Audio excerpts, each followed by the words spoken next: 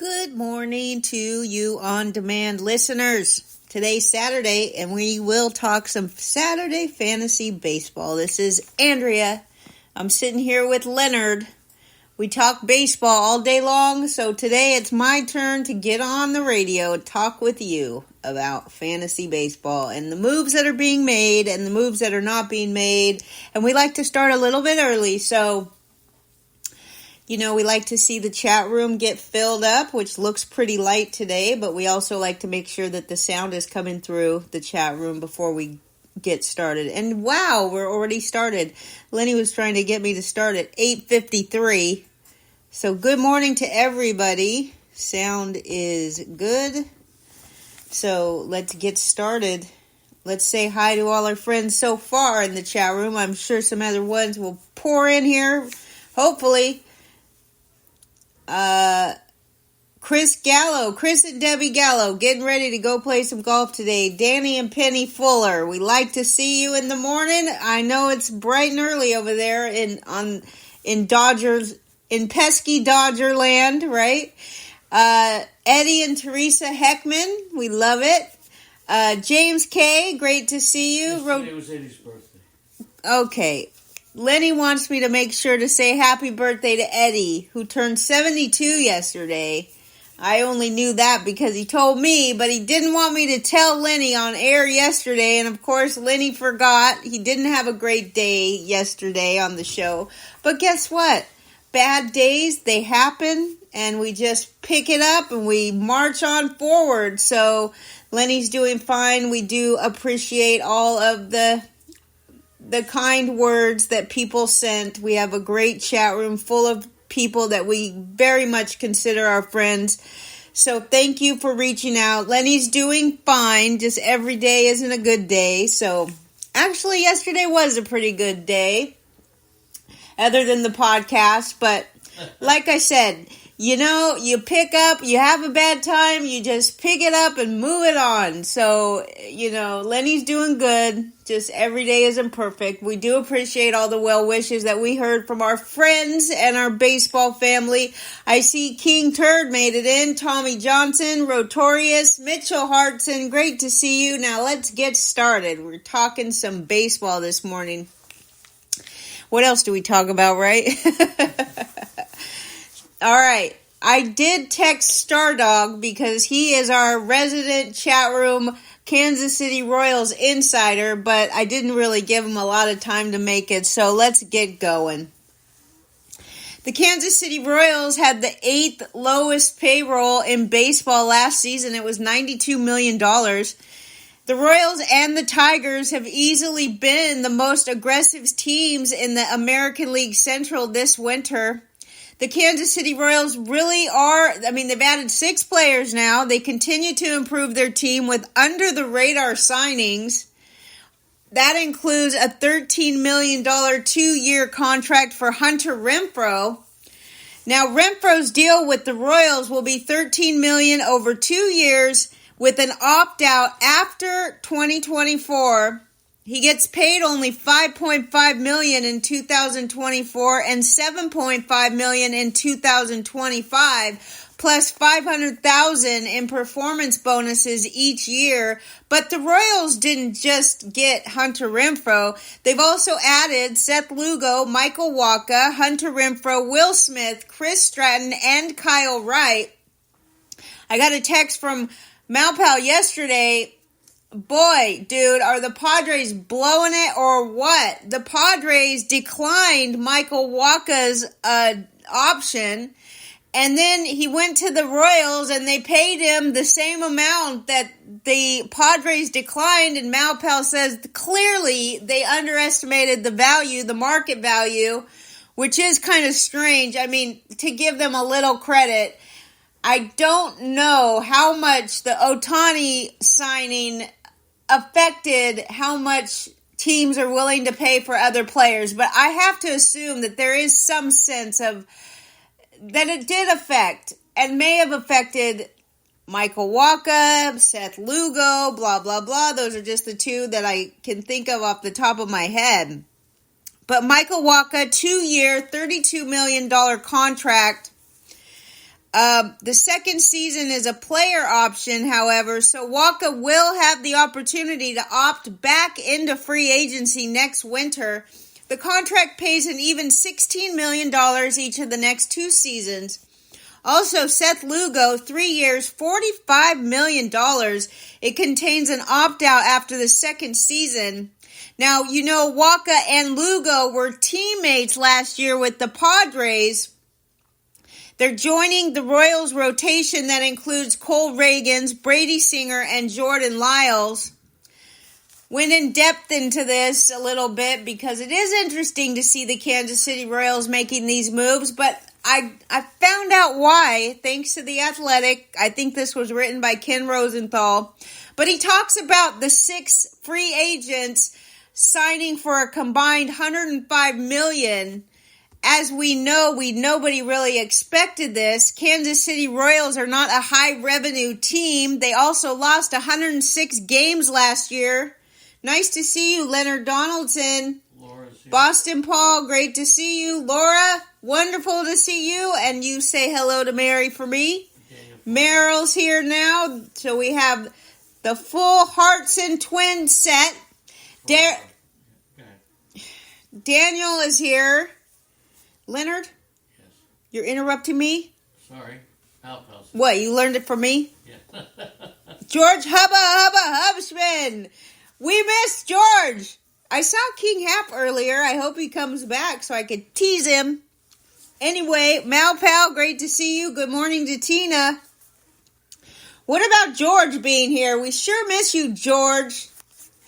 Okay, we really do. So it's nice to see your face shining bright. I got to give Tom Lenoir some credit for the little animated pictures that he keeps posting of George. It's too good. I have to get a chuckle every time I see it. So credit to Tom Lenoir, okay, for teasing George. We love it. All right, back to the Kansas City Royals. Hold on. James Capley is here. Leonard, I said hi to James K. Okay. I can't really pronounce his last name good, so I just say James K. Sorry. Good morning to guest Lucy. All right. Now, we were surprised to see the Kansas City Royals. They don't make a lot of money. They lost 106 games last year. Now, after they added these guys, the team's current payroll is the highest opening day payroll that the Royals have had since 2018, and none of these guys is a star. But let me tell you, the Kansas City Royals have figured this out. So, you know, recently they signed a new CBA. Oh, no, not CBA. Is that right? No. The player agreement. The MLB player agreement. They just re-signed. They issued it out 2 years ago. So this was the second season where they're using this new draft lottery system. And it was pushed, the new rule, the new way that they do it does not guarantee the worst team the best pick. So the Players Association pushed for this because the whole reason that they were trying to change it was that they were sick of watching teams tank, because obviously if you lost the most games, you got the best pick. Well, over the last 2 seasons, the Royals have been the ones to pay the price big time for this. The first 2 years of the new draft lottery system punished the Royals by assigning them lower positions than they would have received under the old system, because in 2022, the Royals finished with the game's 5th worst record and wound up drafting 8th. Last year, they finished with the 2nd worst record, and they will pick 6th. The lower the position, the lower the signing bonus for the first round pick, and the smaller a team's overall draft bonus pool. Now, club officials estimate the 2-year savings in first round signing bonuses will be in the range of about $5 million. The new lottery system does seem to be having its desired effect, because no longer does finishing with a poor record guarantee you a good pick. Now, Kansas City Royals, you know, their farm Their farm system is not good. It's considered to be one of the worst in the game. But they just can't lose their way to one of the top 6 lottery picks. So rather than pocket their first round savings from the past 2 years, they are reinvesting it into the Royals club. Now, their timing also makes more sense when you consider the state of the American League Central. The Detroit Tigers, like the Royals, are trying to revive, and they're showing an increased willingness to spend. But the White Sox, they're coming off 101 losses. They are entertaining trade offers for the best pitcher, Dylan Cease, and the Twins and Guardians, meanwhile, are exercising financial restraint because of uncertainty with their regional sports network. So, hey, if you're the Kansas City Royals, you figured out that you can't lose your way to the best draft picks. You also figured out that the Guardians and the Twins are really in an uncertain situation with their networks right now. Then you have to say to yourself, why not go for it? We're not going to spend a bunch of money. We're not going to buy the best stars. But if you think about it, the Royals, look, they may not be number 1 in the AL Central, but they may not be last in the AL Central either because of these moves that they're making. Now, we know that the Kansas City Royals talked to the Marlins at the winter meetings about a possibility of trading Pasquantino for Jesus Luzardo. Jesus Luzardo is under club control for 3 more seasons, and Pasquantino did not play after June 9th because of a torn labrum in his right shoulder that required surgery. But Pasquantino is under club control for 5 more seasons and still holds considerable promise. So it didn't really make a lot of sense for the Royals to trade Pasquantino since they finished ranked 23rd out of 30 teams in runs scored last year. To trade Pasquantino for Luzardo would have plugged one hole and created another. So they kept Pasquantino. They reached an agreement with Waka on a 2-year, $32 million contract. They got Seth Lugo for the next 3 years.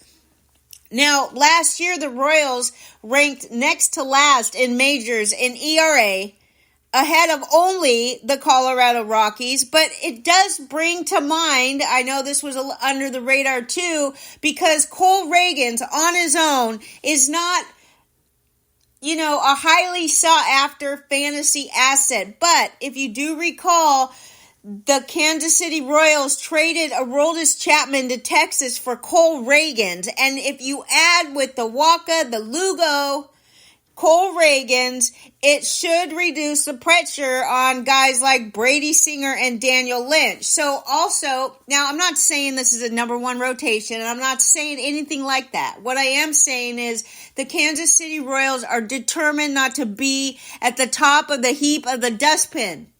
Whatever that means. You know what I mean. All right. Good morning to Chris Northrup.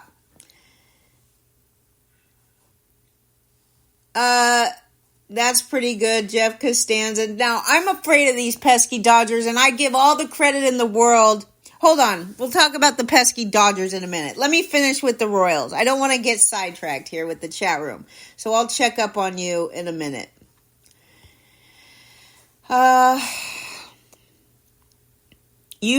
Andrea. What do you know, Danny Fuller? What do you know? Please. All right. So on top of the Cole Reagans and this Seth Lugo and all of this going on, you have Will Smith, who signed 1 year, $5 million, and Chris Stratton, 2 years, $8 million. I am assuming at this point, if the Royals do not make any more moves, all right, that Will Smith will start the season as the closer in Kansas City. Chris Stratton, he's also part of the bullpen. Another guy that Lenny has been bragging about for years and never really did anything in Colorado. He signed a 1 year, $2 million contract. Garrett Hampson. He's a left-handed hitting infielder. No, they need a left-handed hitting infielder. would round out the position player roster, but that is less of a priority because younger hitters like Pasquantino, MJ Melendez, Nick Pratto, Kyle Isbell, they all need to take step forward or the Royals spending might go to waste. I'm not kidding. As I mentioned before, I'm not telling you that all these guys are fantasy assets, but these youngsters, including Pasquantino, MJ Melendez, Nick Pratto, and Kyle Isbell, all need to be watched during spring training. A couple of veterans on this team could change this team's success, okay? It could make a change. I'm serious. These youngsters, this Kansas City Royals team does not have a great prospect down in the minors. They don't have a great farm system. I told you earlier it was ranked near the bottom. But that's because most of their prospects are already up, all right? Remember these guys. Remember when you loved them. Don't give up yet.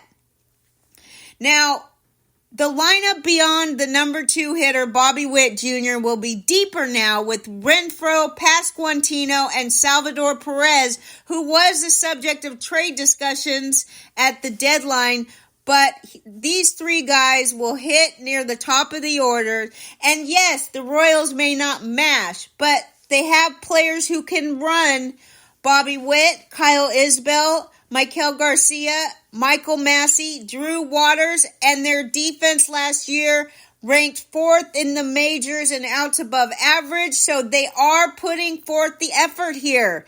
They figured out they can't lose to get the best draft pick, and they're making moves. And also, there's another thing that I wish Stardog was here to talk about because he is our Kansas City guy. He is livid, and that's why he doesn't even really like baseball right now, I think. He's pissed off because the Kansas City Royals are building a brand new ballpark, and they need the taxpayer money to get it done.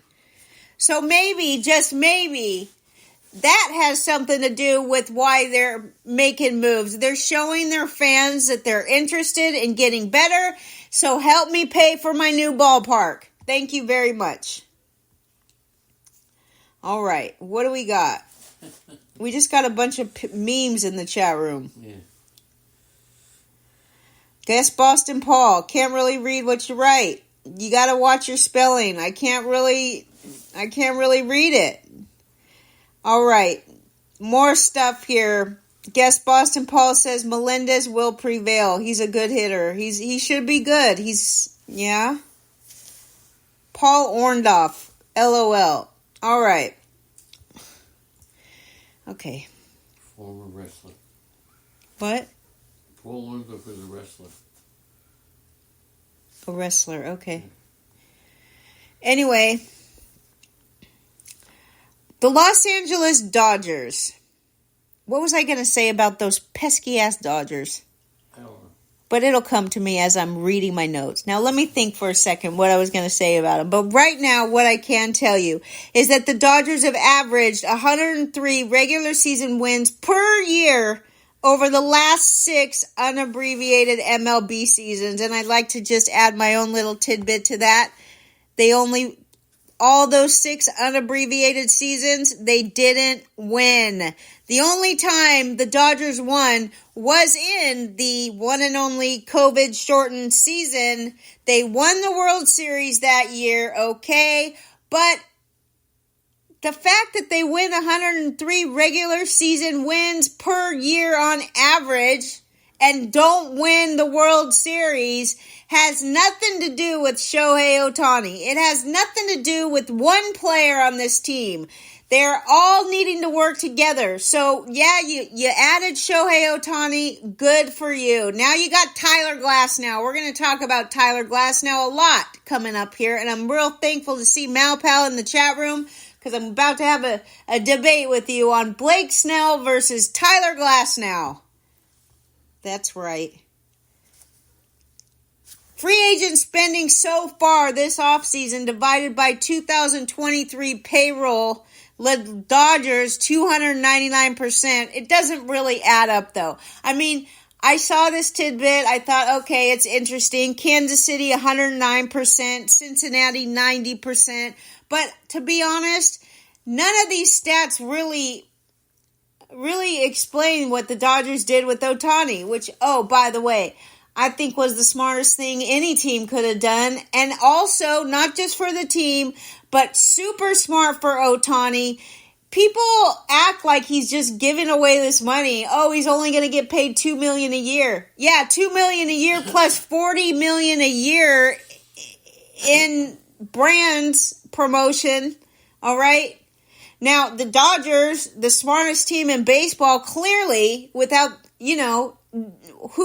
how could you not think that this was the best thing they could have done? They talk about the $700 million is not really $700 million because you have to figure out what it's going to be worth in 10 years. And I'll say this real quickly. Nobody knows how much that contract is going to be worth in 10 years. If we continue on the inflation path we're on, the dollar isn't even going to be worth a penny in 10 years, right? So that's my opinion. They say it's actually worth $460 million, but it's going to be worth $700 million. No, it's going to be worth a jack unless we get off this inflation highway to hell. All right, back to baseball. Also, who wouldn't? Now, I just kind of look at it like Ohtani's setting himself up a 401k just like any smart baseballer should do, or any smart pro athlete should do, right? I mean, you think about it. They don't get 401k. They don't get retirement. They don't get any of that stuff. Once they're out of baseball, that's it. They get what they get. If you're smart enough to defer your money so that you can continue to getting paid throughout your 80s, 70s, 80s, whatever, but I just look at it like Ohtani was so smart. He's got himself a great retirement plan, no matter where he lives. If he moves back to Japan, fine. He's not married. He could stay here. He could move back to Japan. You never know. I mean, 10 years is a long time. But I give a lot of credit to his sports agent. I give a lot of credit for the Dodgers. And if you look at the rules in the agreement, it straight up says that it points it out very clearly, and it does not mince any words. This is totally legal. And if you don't do it, then you have no right to be mad. You just need to go out and get it done, because there are plenty of players in this world that will take a deferred payment. Even though the Dodgers are still going to go over the luxury tax, they do have a lot more room to add new players. I saw Clayton Kershaw this morning on MLB TV talking about how great he feels. He's never had this surgery before. He said he feels excellent. He said it got to the point where him and his wife were talking about whether or not he wants to be done with his career. And he kept saying, he said, Ellen, I'm not done. And so they both agreed, get the surgery. Now, the Dodgers are the clear-cut first choice for Clayton Kershaw. I'm pretty sure he's a free agent right now, but everybody that talks about Kershaw talks about him as if he's a Dodgers, because that's where he was born and raised, all right? And that's where his career should end. He'd be perfect for the Dodgers to sign for another year, because he says he feels great. And when this guy feels great, there's no stopping him. There's no stopping him. All right, you get 120 innings out of Glass now. You get 120 innings out of Kershaw. There you go. All right, there you go. A lot of these, look, we know it used to be 180 to 200 innings. That's what you expected out of a starting pitcher. But times have changed, my friend. 120 innings, whether it be Blake Snell, Tyler Glasnow, any one of these great pitchers, it's going to be good. It's going to be good for the team, and it's definitely going to be good for your fantasy team. Now, another name that did get moved was Matt Carpenter. Matt Carpenter. All right, let's see what we got here. Malpal, what's there to love about Massey? All right. Boston Paul says, look at his stats for second base last year. Not too shabby. All right. Just heard Ohtani does 40 to 50 million a year in endorsements overall. That's right. That's exactly right. 15 home runs, 55 RBIs for Massey. Is that on a full season? I mean, this kid is not old, I don't think. Dodgers are willing to pay anyone. All right. Absolutely. All right. Matt Carpenter on the move, heading to Atlanta. The Braves acquired left-hand pitcher Ray Kerr, DH Matt Carpenter, and cash from the Padres. The Padres were just happy to get rid of Matt Carpenter's contract, I think. All right, because now, here's the thing. Do you remember when, how could you forget, right? It was only just a couple weeks ago that the Braves flipped, they got Marco Gonzalez from Seattle, and then they flipped Marco Gonzalez and Max Stassi. They acquired those two players in separate trades, and then they flipped them both, okay? We might not know, we obviously don't know, but we think that the Braves' plan is to flip Carpenter, but the Braves did take on $4 million of the $5.5 million salary that the Padres owed him, and they took that on just to get lefty reliever Ray Kerr. I shouldn't be yelling at you. You're not. I love what you do. Lenny loves what I'm doing. Okay. All right.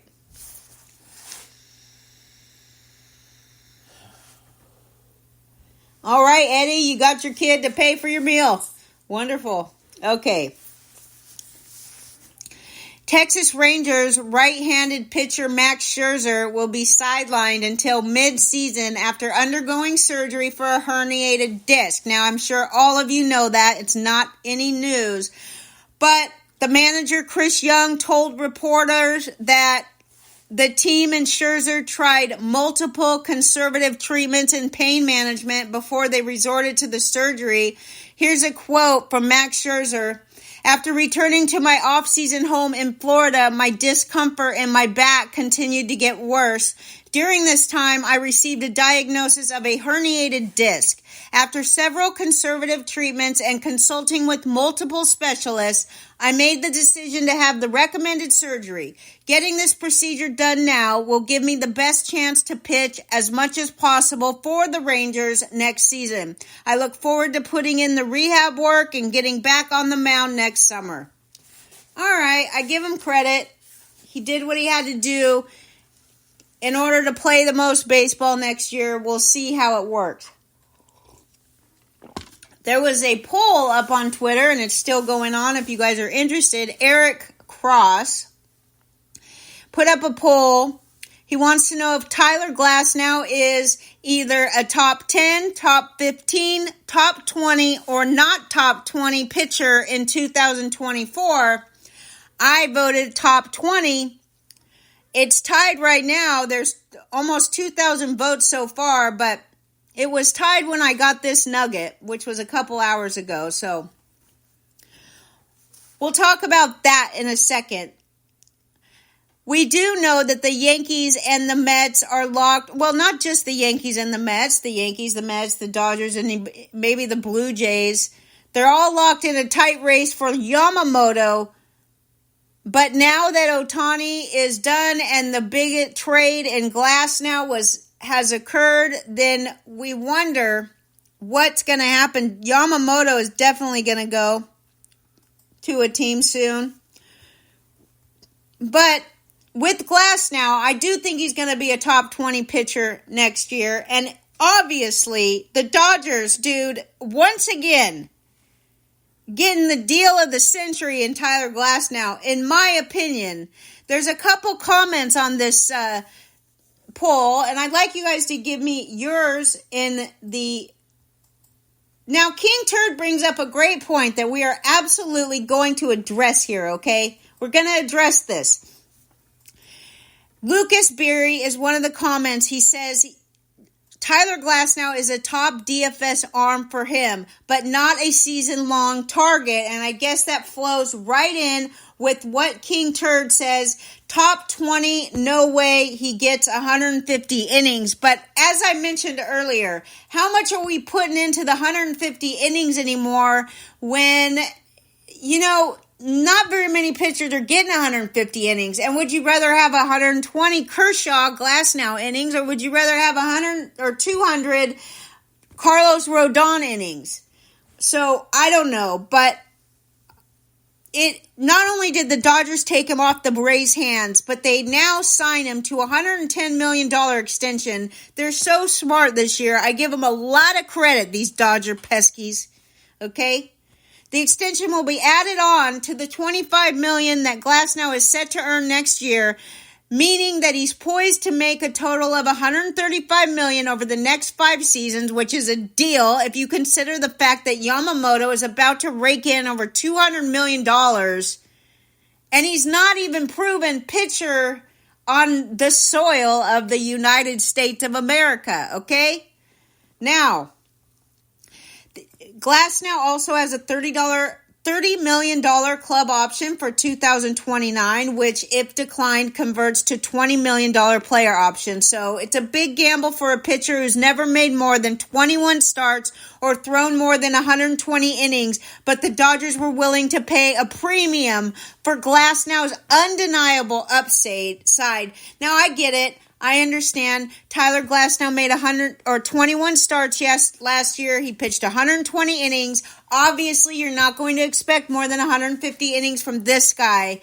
But I'll tell you what, this guy always goes deep into games. I got to take that back. He doesn't always go deep into games. His final 3 or 4 starts of the season were like 5 innings, 4 innings.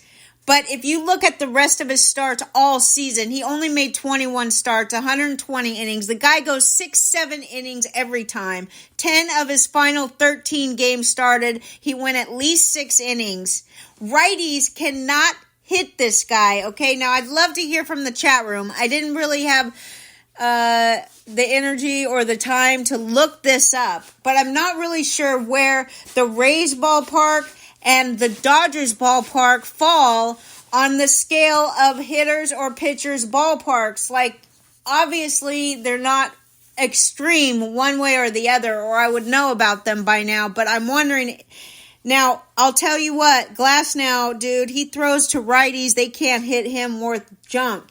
And also, he missed the whole 2022 season to Tommy John surgery, okay? He came back last year. He pitched 120 innings. He's really never pitched more than that, right?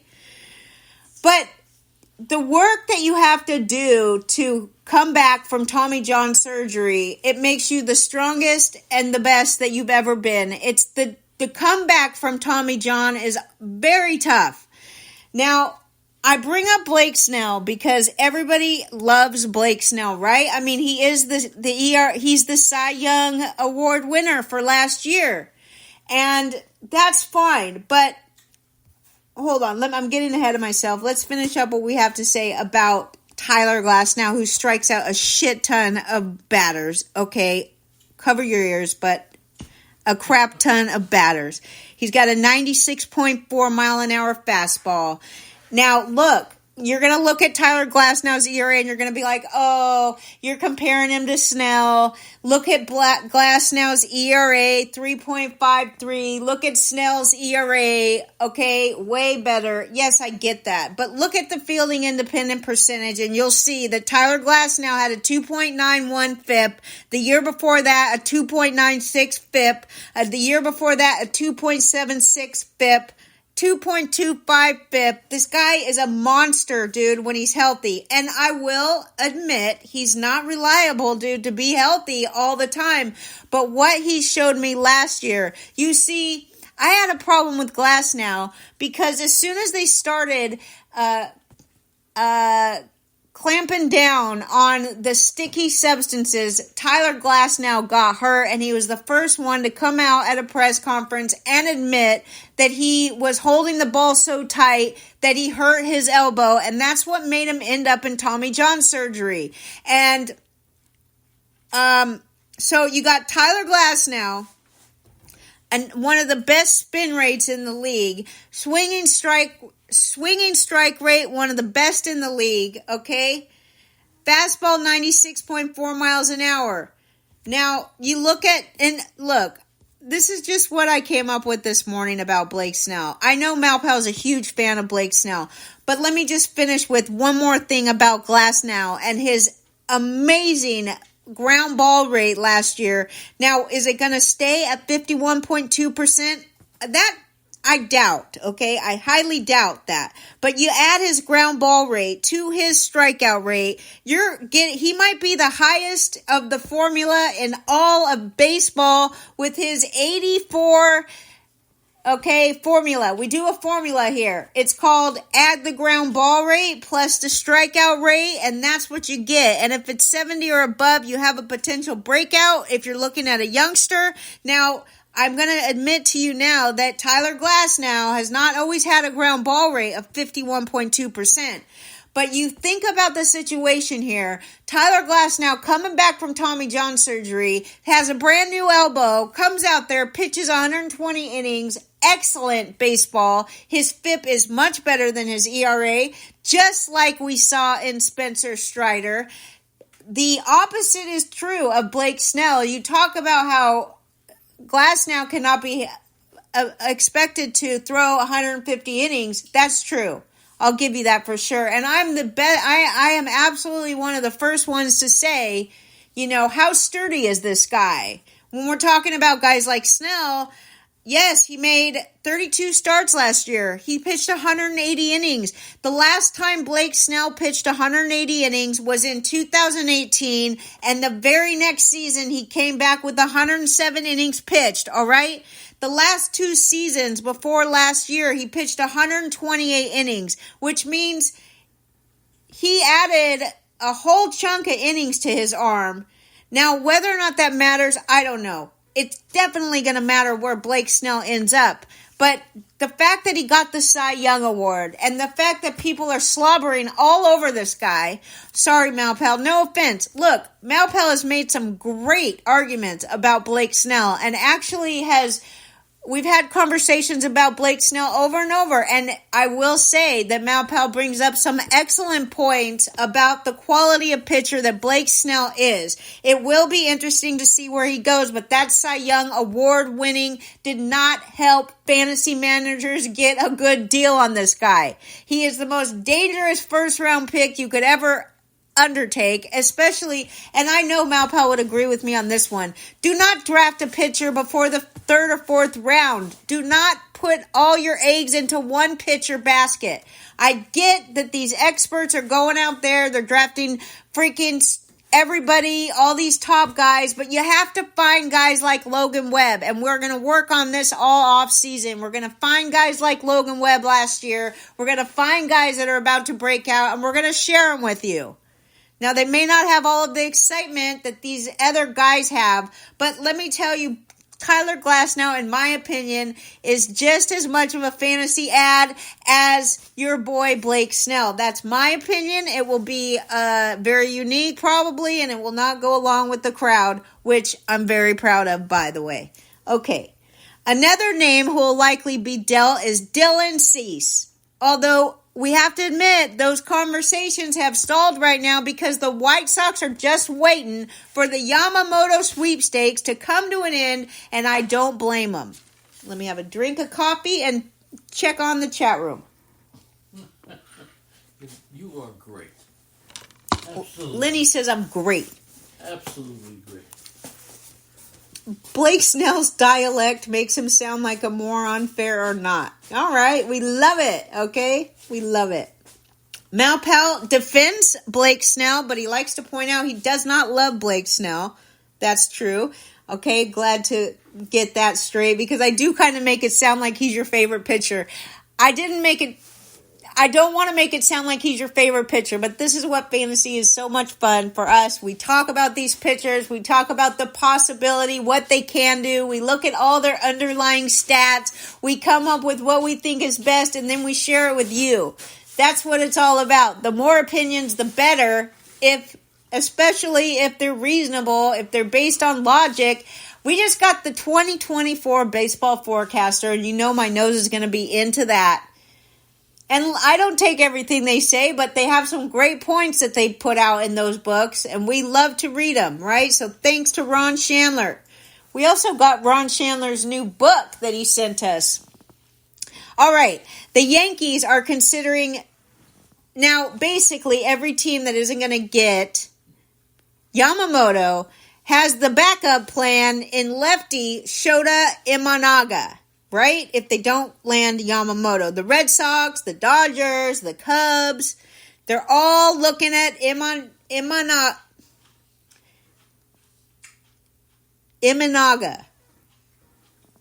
I don't know how to say his name clearly, so I should get some studying up on that, and I'll get back to you next time we talk about him. The Giants, though, with their new signing of Jung-Hoo Lee, right? That could be... Now, why wouldn't Yamamoto want to go there with him, right? Maybe they'll go to the Giants, and we know the Giants aren't going to be sitting idly by, right? The Giants aren't going to be sitting idly by watching the Dodgers do their magic. Although I don't know what they can do, okay? Because now... I think that this was a great point, okay, that somebody made on Twitter. The Giants could be a player for Blake Snell, especially if they don't land Yamamoto. But I say, what the hell, get them both, right? Just kidding. I don't think both of those guys would be good. But either way, you know, Blake Snell is a Dodger killer. He has a lifetime 13-2 record and 2.59 ERA against the Dodgers. But might I remind you that 13-2 record, most of it came last year when he pitched for the Padres. Because when he was with the East Coast teams, he didn't play that much with the... Why am I blanking on where Blake Snell came from? Tampa? Didn't he come from Tampa? I remember. That's an American League team. If I can remember right, I think Blake Snell came from the Rays. I don't know for sure. Because as I think of this now, Glasnow also came from the Rays. Maybe I'm just confused with my Rays. By the way, the woke crowd is trying to get the Tampa Rays name changed again, saying they won't build a ballpark for these guys unless they change their name to be more inclusive of St. Petersburg.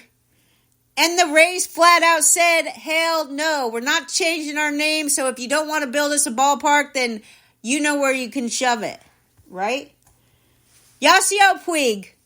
Yes, I said Yasiel Puig. One of my favorites. I like him. I know a lot of people don't like him. He didn't do a great job, okay, culturally adjusting here. And I'm not trying to make excuses for him. But he had a hard time with his, I guess, anyway, Yasiel Puig has one of the most interesting stories of his life. How he got to the United States. Okay, he's got an interesting story. If you can find it anywhere, it's excellent and worth a read. He is back in Venezuela right now. He's playing Venezuela winter ball, and in just 16 games, he has 6 home runs and 2 home runs last night. So congratulations for Puig. Don't expect him back in the MLB, okay? He's simply not coming back. I still like the guy. I think he had a lot of talent. I think he's funny. That's it. Now, okay, back to the chat room.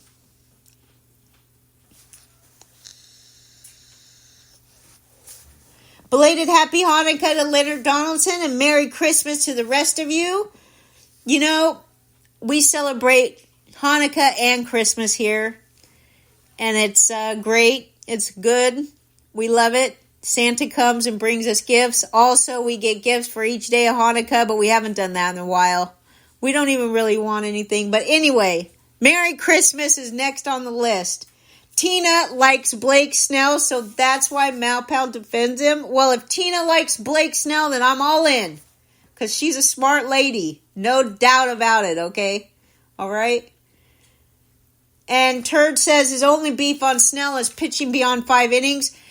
That's true. He doesn't pitch beyond 5 innings. But he made 32 starts last year and he threw 180 innings. I guess if you're pitching that good, I guess is it that important to go deep into games? Maybe Blake Snell has figured out where he's the best at his job, which is to not pitch more than 5 innings at a time. I don't know for sure, and I do agree with you. I like a guy that can go deep into games, okay? I like a sturdy, healthy guy that can throw the innings, but if you have to give up greatness just to go deep into games, it then becomes a choice of, I'd much rather have him be pitching at top notch than throw a whole bunch of innings, but I got it. Okay, Eddie Heckman says the Padres and Braves have agreed to the trade. We already talked about that. Eddie, are you not paying attention? Okay, and boy, do I like rebels. I like rebellious people. I like the outcast who doesn't fall into line. Yes, sir, I do. Okay, whatever happened to Cespedes? Jonas Cespedes. Well, he got hurt chasing some kind of goat or something, and then he never came back, but the Mets paid him a lot of money, so why would he come back, right? I mean, the Mets paid that guy unbelievable amount, never did junk for the Mets, and now he's just living the dream down in South America, okay? King Turd says him and Bellinger won't be on his teams this year at the cost that they are. Absolutely. They're just going to be too expensive, and that's one of the strategies in fantasy. You veer to the right when everybody else is veering to the left. It's all about finding those picks and taking the chances on players that are not as sought after, really. Anyway, the Rangers, we're going to finish it on this note. The Rangers' projected rotation as of now starts with Eovaldi, John Gray, Andrew Heaney. Dane Dunning is going to be on the injured... Oh, no, and Dane Dunning. And then you have the injured guys, okay, that are planning to be injured to start the season. You got Jacob deGrom, Max Scherzer, and Tyler Mahle. But what do you do if you're Rangers? You got to sign Jordan Montgomery. If you're listening to me... those people in the front office of the Rangers that are making the decisions, you really need to sign Montgomery. He's the perfect fit. And you better not let those pesky Yankees get him. Just kidding, Chris. Okay, have a great, wonderful day, everybody. The Lady and the Legend will be back tomorrow on fire as always. Merry Christmas.